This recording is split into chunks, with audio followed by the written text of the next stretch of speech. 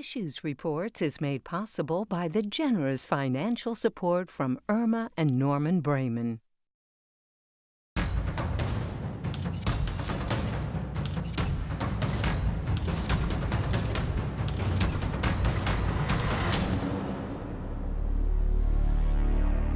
Traffic is everywhere. Cars today. are at a standstill. Florida's turnpike is a I-95 nightmare. today, gridlock. Seek alternate routes. Delays expected throughout. Heading to Miami, get off on 4. Bad today on 95. The turnpike is closed. Traffic isn't going to let up anytime soon. Delays are expected throughout the morning. Heading to work today? Well, you're going to be late. Traffic congestion, gridlock, call it what you want. Residents and visitors in South Florida face a tangled mess every day on roads and highways that weren't designed to deal with the volume of cars and trucks that fight to inch their way toward their destinations. Dealing with the problem has been just as sluggish. So how did we reach a point of stalemate, both on the expressways and in finding solutions?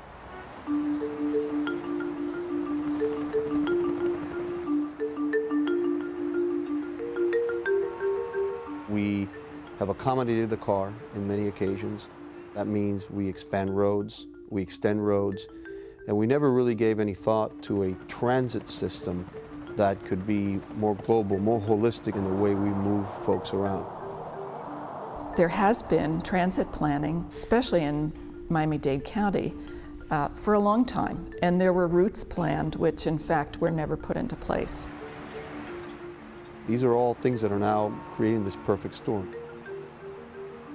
Anything that has to do with transportation, with mobility, is an incredibly complex issue. So it's not just about access, it is about the quality of life issues that sitting in your car for hours of a day brings on. If we leave it to elected officials, if we leave it to politicians, we're going to get bogged down in making promises that we're not going to be able to fulfill. In 1994, the Miami-Dade Expressway Authority, or MDX, was created to give local government more control and raise revenue. Tolls could be used to purchase highways from the government and also provide the funds to expand and repair them.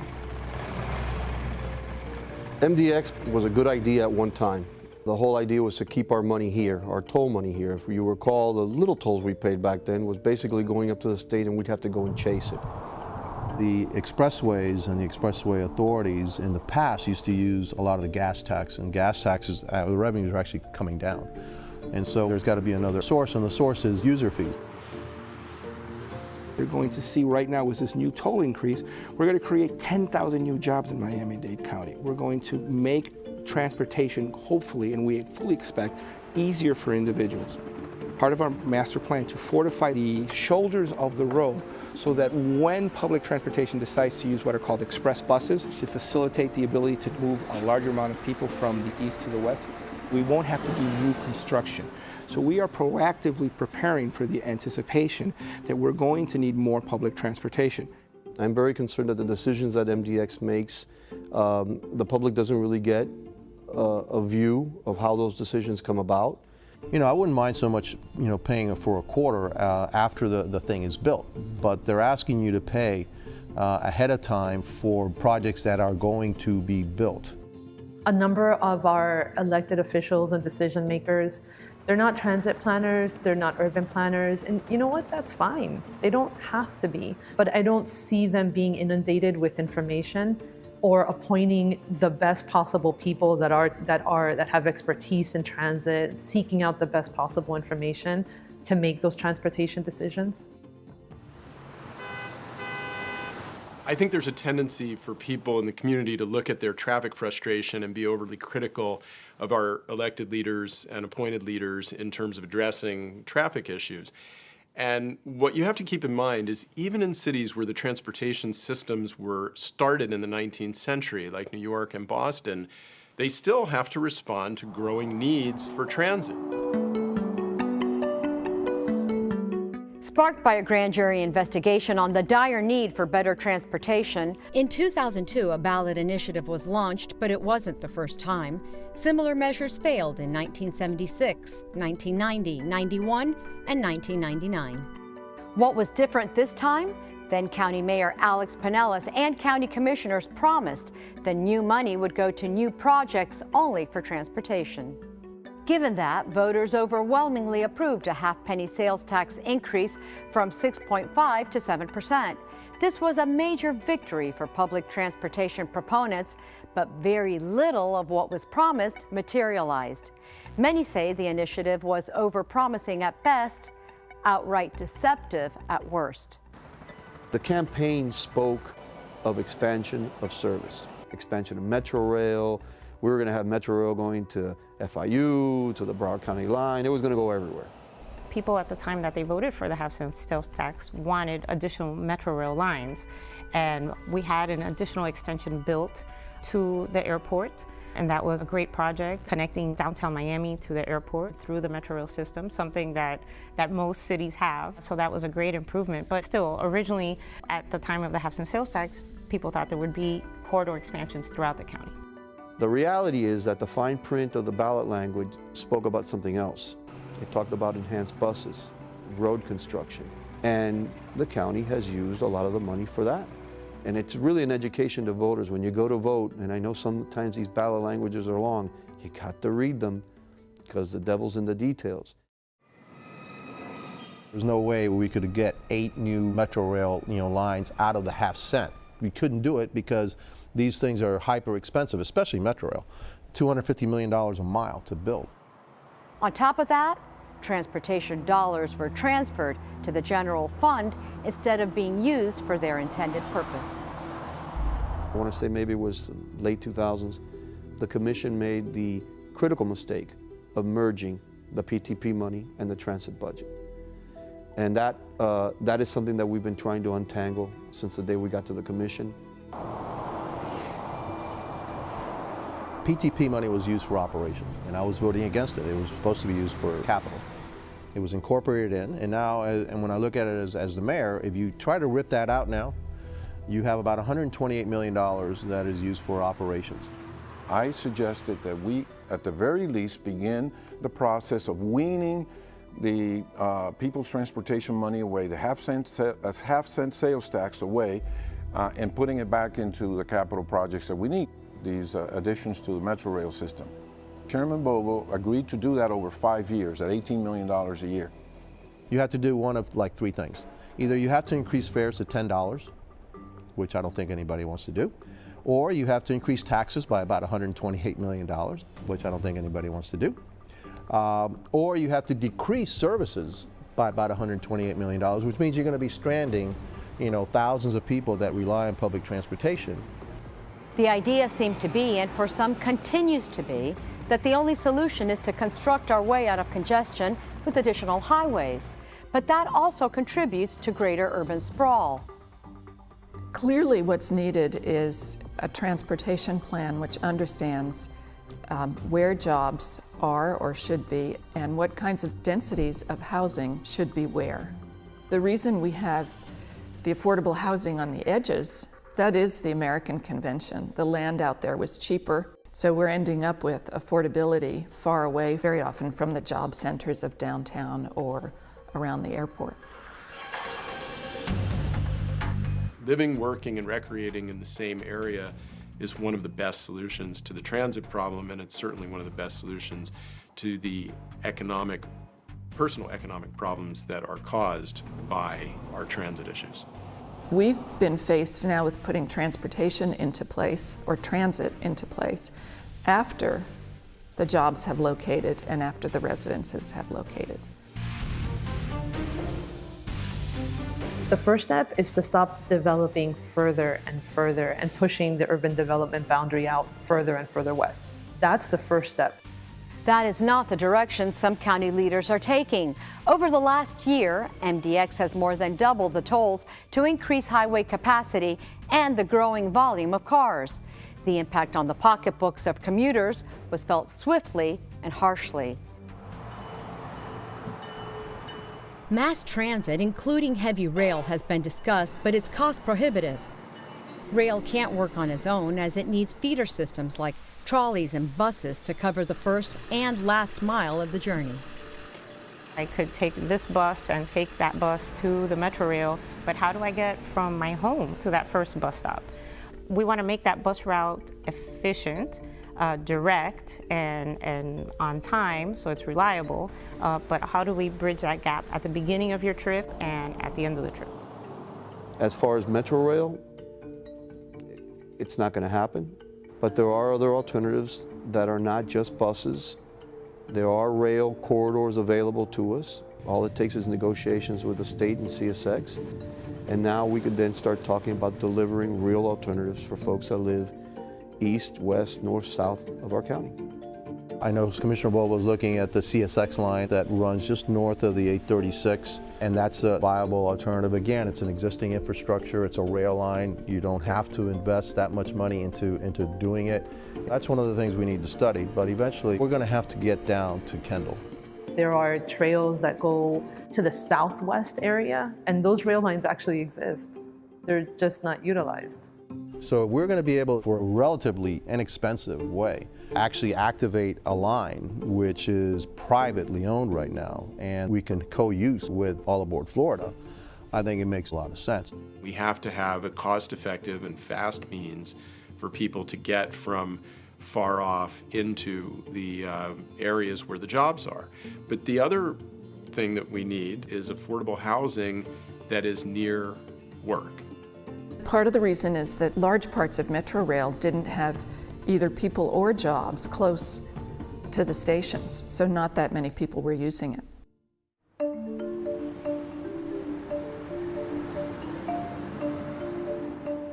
The county is banking on expanding bus service through Bus Rapid Transit, or BRT.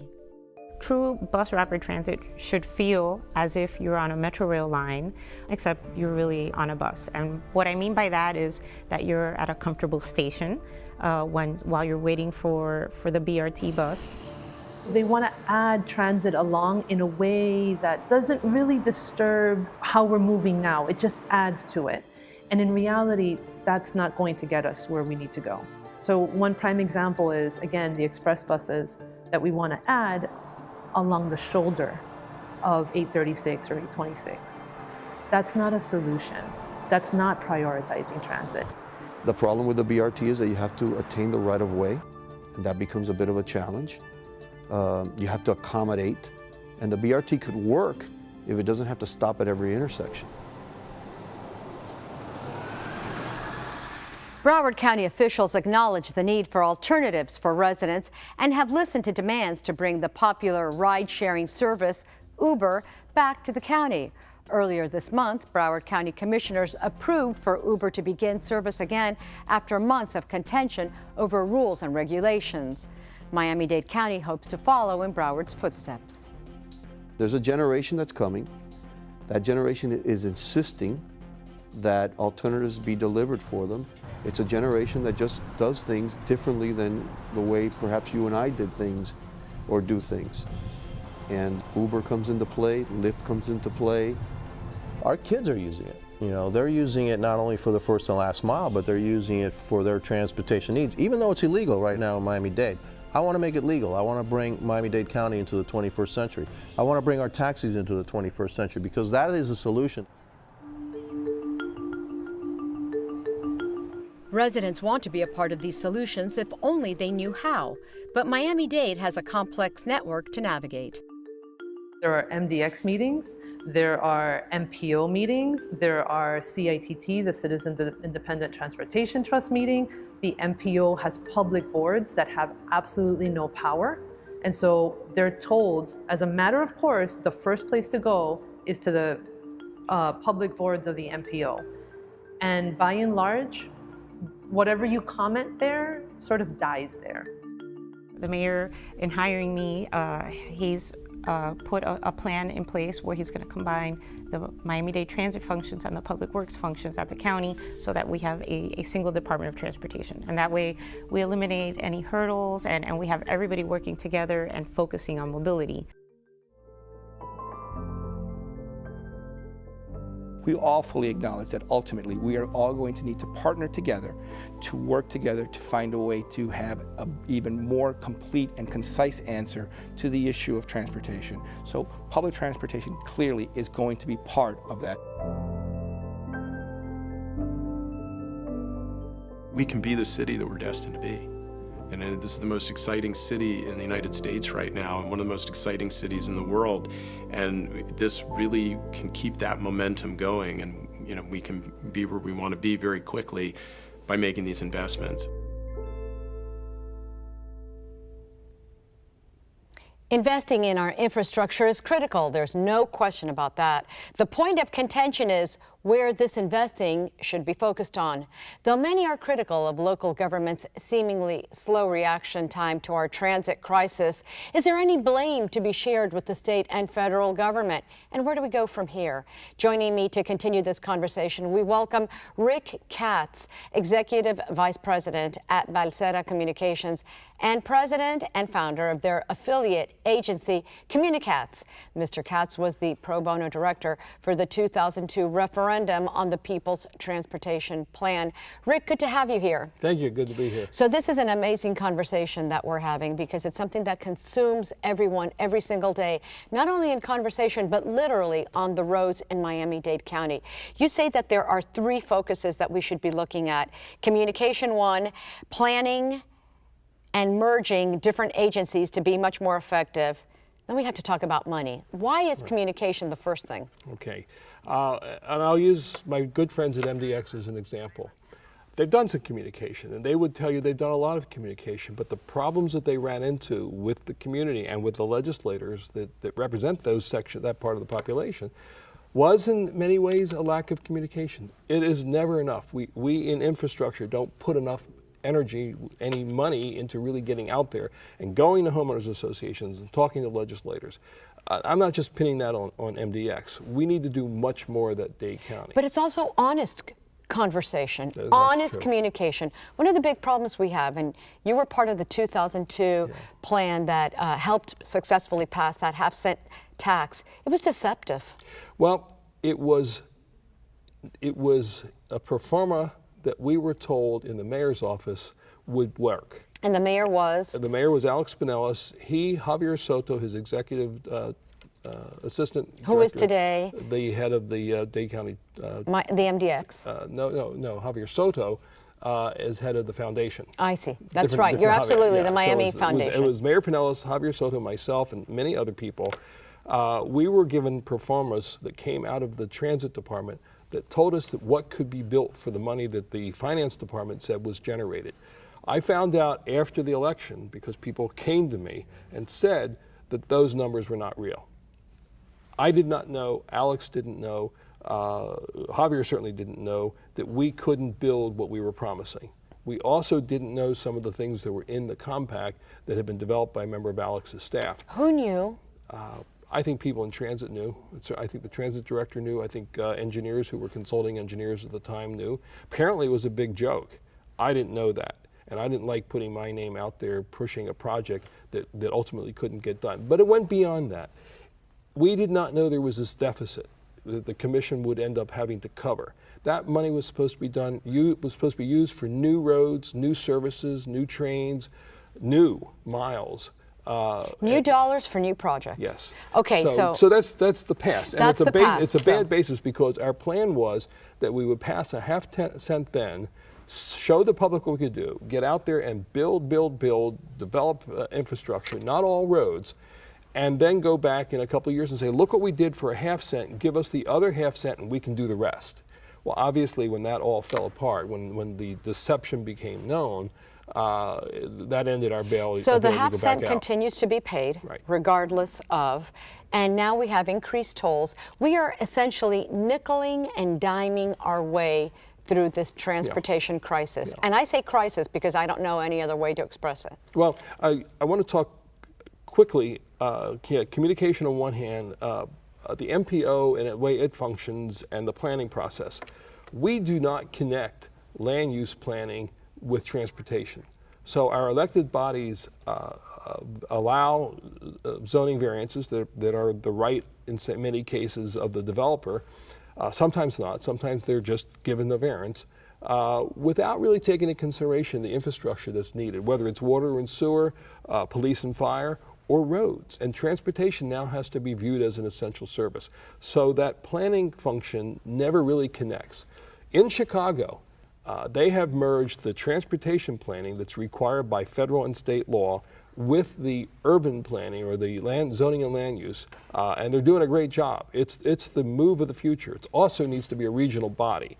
You look at the stats of the number of people who come to Dade County each day from Broward and Palm Beach County and the ones that go up. We're a region, and we have to start thinking of it as a region in order to solve our problems. So restructuring the planning process and making it work and having meetings out in the community so that people understand and have a voice in the role is absolutely essential if we're going to get out of this problem in the years going ahead. Then we get to money. There's a federal issue. The Transportation Trust Fund is essentially bankrupt in Washington. That has formula money that comes to the states that then gets trickled down to the counties, and it has discretionary money, which allows us to do things called new starts, new programs. That's bankrupt.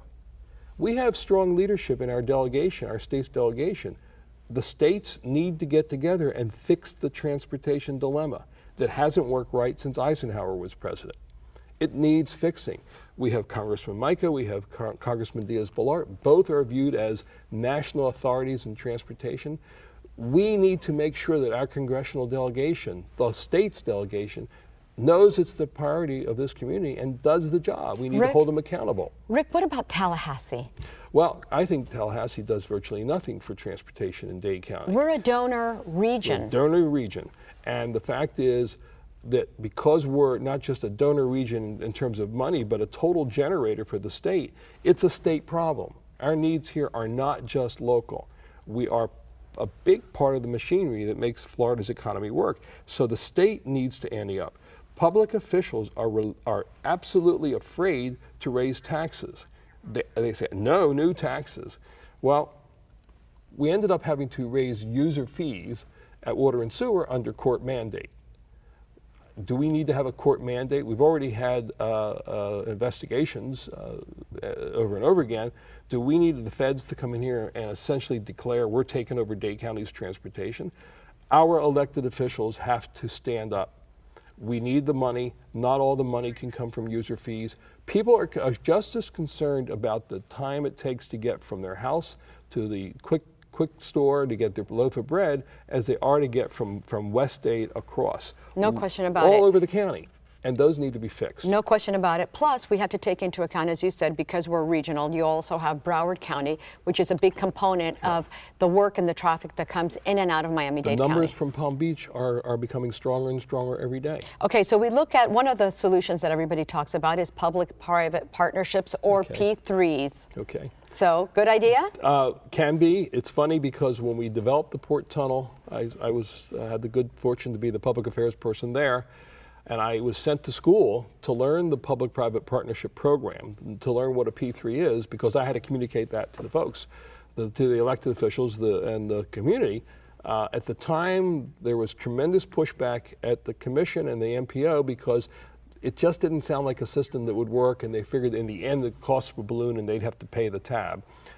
Once we did the tunnel through the P3 mechanism, public-private partnership, now I go to elected bodies around the state, and they sit there in a meeting and they say, well, we need this infrastructure. And then sooner or later, they squirm after 3 hours, they turn to their manager or the administrator and say, oh, do it as a P3, as if they wave a magic wand and it goes away. There has to be funding for a P3. There needs to be not only funding, a dedicated source of funding, one that is ongoing. That's the only way the private sector company will come in.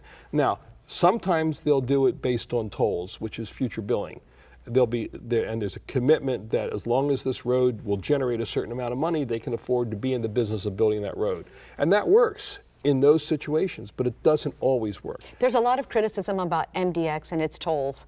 How do you feel about that? And I have to say that we tried having MDX here, but the MDX director did not feel that it was appropriate for him to come because his board is very divided on the issue and didn't want to upset his board. And only the board chair is allowed to speak. Other members aren't allowed to speak, which we find rather concerning when it comes to the issue of having policy. You talked about communication being so important, and discrepant voices can't be heard. The reason we have a lot of the intermodal center and a lot of the port tunnel is because of Javier Rodriguez, who's now the director of MDX. He's an internationally recognized authority on transportation. He's finishing his term as the international president of that organization. He knows what he's talking about.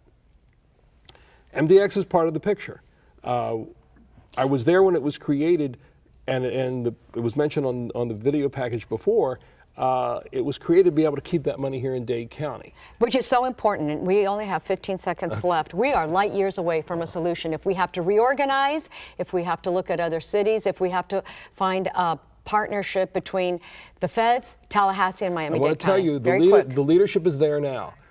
Chairman Bovo, Chairman Monesteem, this mayor, county mayor, it's there. They've got to go to work. We'll see if we can do that. We're out of time. I'd like to thank Rick Katz for joining us. I'm Helen Foray. Thank you for watching Issues Reports.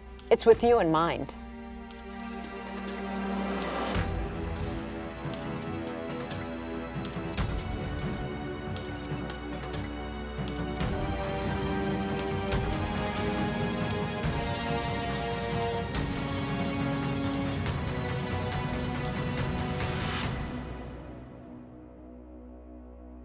Issues Reports has been made possible by the generous financial support from Irma and Norman Bremen. Solutions.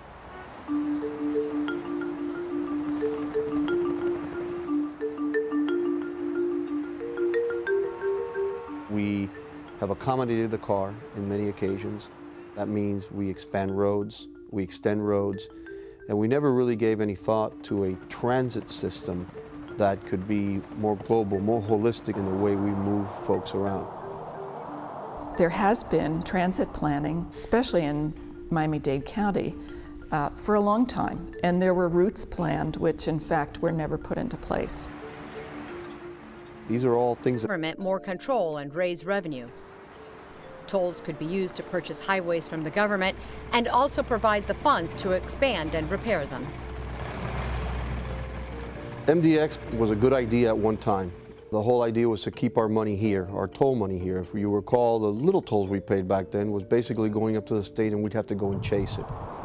The expressways and the expressway authorities in the past used to use a lot of the gas tax, and gas taxes, the revenues are actually coming down. And so there's got to be another source, and the source is user fees.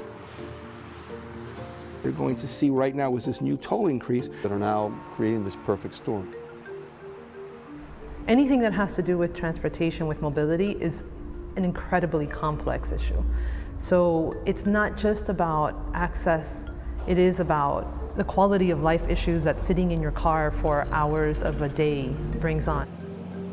If we leave it to elected officials, if we leave it to politicians, we're going to get bogged down in making promises that we're not going to be able to fulfill.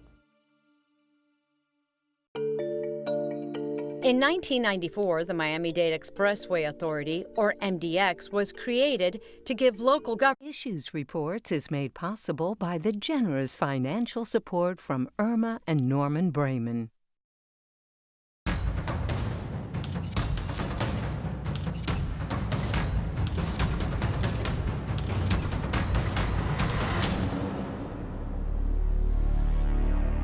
Traffic is everywhere Cars today. are at a standstill.